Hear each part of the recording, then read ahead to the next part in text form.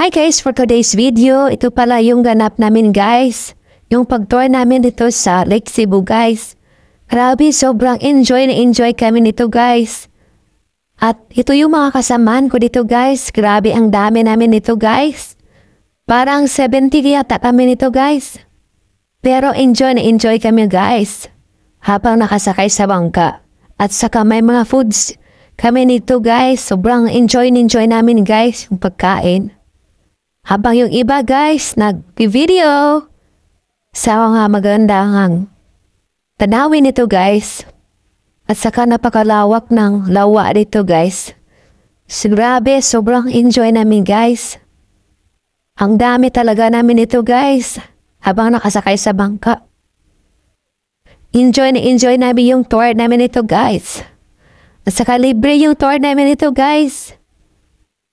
Grabe, kaya sinusulit namin yung tour namin guys. Grabe, ang ganda talaga ng Lake Cebu guys. At ang lawak ng lawa guys. Parang dagat guys, grabe. At saka yung mga nagtutour sa amin ito guys.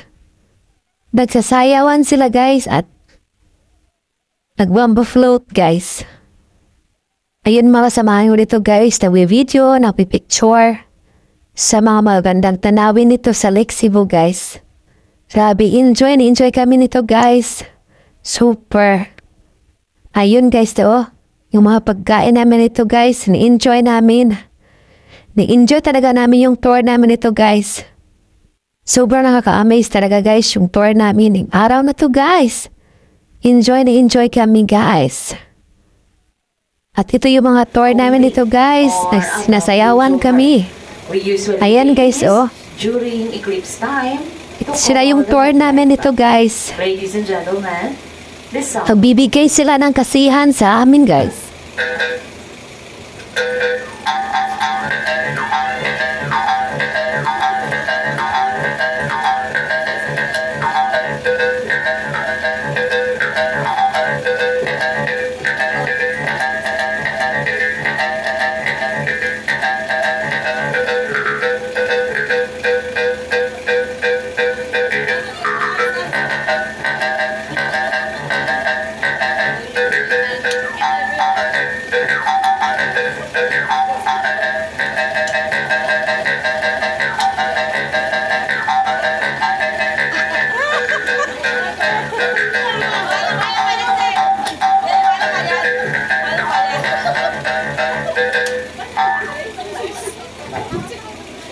Okay, that was the sound of kumbing.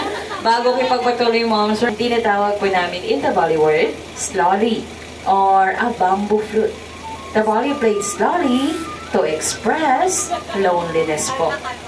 Especially when you are far from your loved one, families, and friends.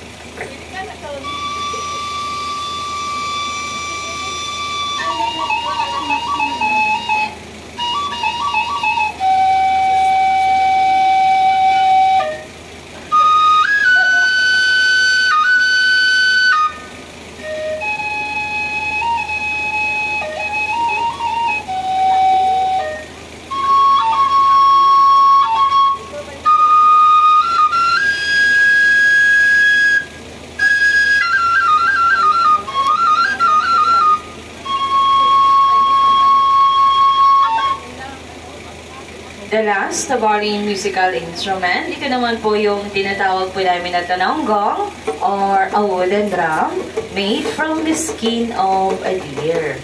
Played to sacrifice during wedding ceremonies, festivals, and rituals.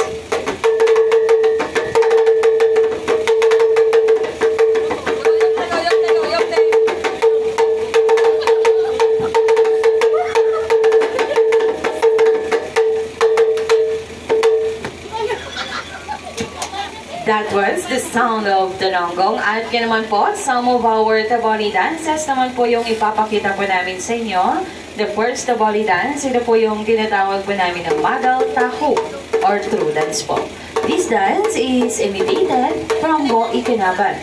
Si Bo Ikinaban po is the sister of the Tabali legendary hero named Tutbulol. Ladies and gentlemen, the Magal Tahu.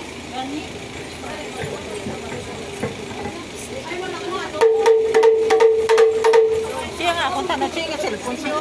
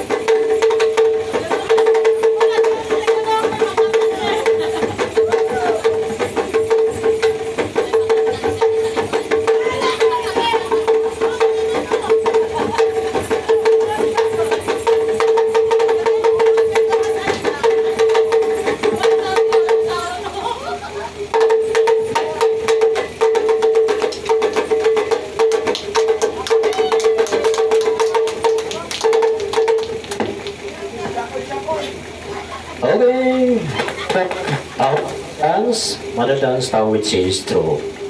So before we proceed to the last dance, po, finally we are here. Narito po tayo sa pinaka masikip na daan. Narito po dito, hindi po ito environment, kundi nature talaga ito.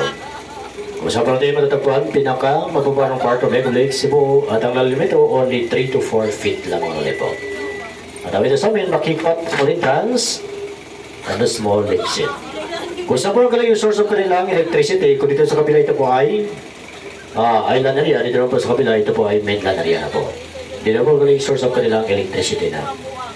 So the last dance, this is called meet mata distance to express the feeling of woman towards a man.